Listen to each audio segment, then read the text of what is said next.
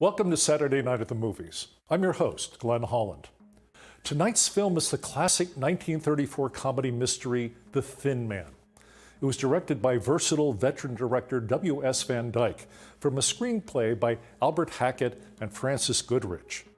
The film is based on the novel by Dashiell Hammett, who also wrote The Dane Curse and The Maltese Falcon, both of which were adapted for motion pictures more than once.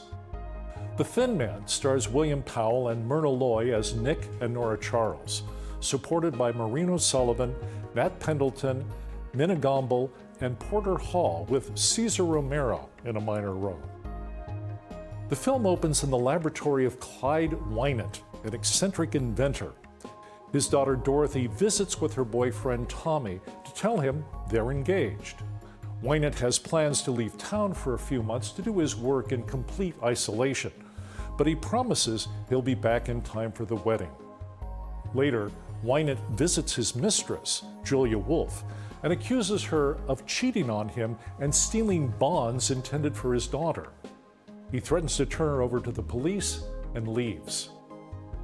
Months later, a few days before Christmas, former detective Nick Charles is demonstrating his technique for mixing martinis at a club when his heiress wife Nora is dragged in by their fox terrier Asta.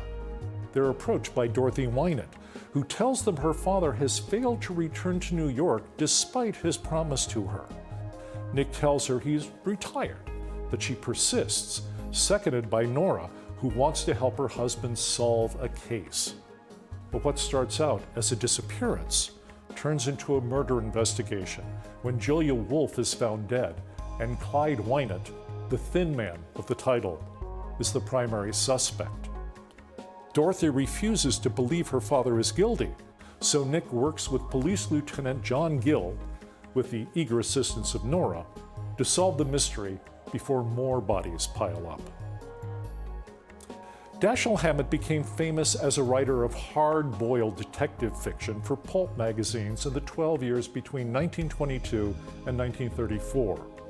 Hard-boiled detective stories presented their protagonists facing gangsters, corrupt officials, and seductive women while trying to solve murders. The stories were often narrated in the first person, and they were written in a literary version of the language of the streets. Hard-boiled mysteries, notably Hammett's 1930 novel, The Maltese Falcon, provided the model for the film noir pictures of the post-war era. But The Thin Man is something else entirely. Although the character of Nick Charles is, like Hammett himself, a former detective who lives in San Francisco, his life at the beginning of the movie is entirely devoted to enjoying the company and considerable wealth of his young wife, Nora. Nick and Nora are completely devoted to each other and express their affection through the give and take of witty, sophisticated repartee.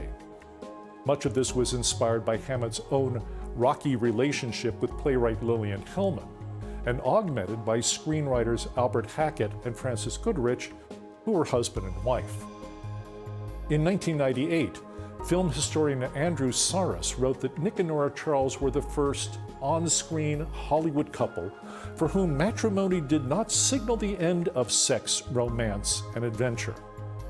In fact, one might go so far as to say that for Nick and Nora, the sex, romance, and adventure only really got started once they were married.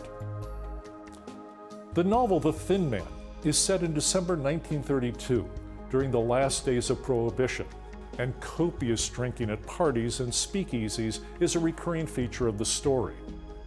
Social critic Ian Scholes referred in 1984 to nostalgia for the sophistication of an earlier age, William Powell and Myrna Loy knocking back highballs high over Art Deco Manhattan. Hard drinking was once thought charming, a mark of high intelligence and style. Nick Charles is introduced mixing a martini, and he and Nora seem to regard a stiff drink as the proper response to almost any development in the film's plot. As Ben Mankiewicz has said, to put it in cocktail terms, The Thin Man is 1 part whodunit, 2 parts comedy, and 3 parts vermouth. It may be hard to believe, but William Powell got his start in movies playing villains, starring with his first film role as one of Professor Moriarty's henchmen in John Barrymore's silent film Sherlock Holmes in 1922. But with the advent of talking pictures, his pleasant voice and manner of speaking made him a leading man, notably as Detective Philo Vance in The Canary Murder Case in 1929 and 3 other movies for Paramount. But executives at MGM thought Powell was too straight-laced to play Nick Charles, until director W.S. Van Dyke convinced them otherwise. In fact, in the trailer for The Thin Man, William Powell as Philo Vance encounters William Powell as Nick Charles, and the two merrily discuss the plot of the film. MGM executives also initially had their doubts about Myrna Loy. In silent films, she had most often been cast as Asian or Eurasian vamps. She later said her appearance as Azuri in one of her first sound pictures, The Desert Song in 1929, kind of solidified my exotic, non-American image. There were also concerns about Loy's age discrepancy with her co-star. She was 29 and Powell was 42 when the picture was made. But they were actually closer in age than the couple they portrayed, since according to Hammett's novel, Nick was 45 and Nora was only 26. In any event, Van Dyke got the stars he wanted, and he insisted Louis B. Mayer and other MGM executives watch the first rushes of The Thin Man to show them he had been right. They unanimously agreed. Powell and Loy were perfect for their roles. This was in part because of their remarkable chemistry. William Powell loved working with Myrna Loy because of her professionalism and absolute naturalness. When we did a scene together, we forgot about technique, camera angles, and microphones. We weren't acting. We were just two people in perfect harmony, he later said. Myrna has the happy faculty of being able to listen while the other fellow says his lines. She has the give and take of acting that brings out the best. Director Van Dyke had ways to keep his stars' performances fresh and spontaneous. He was always concerned that actors might lose their fire if they repeated a scene too many times.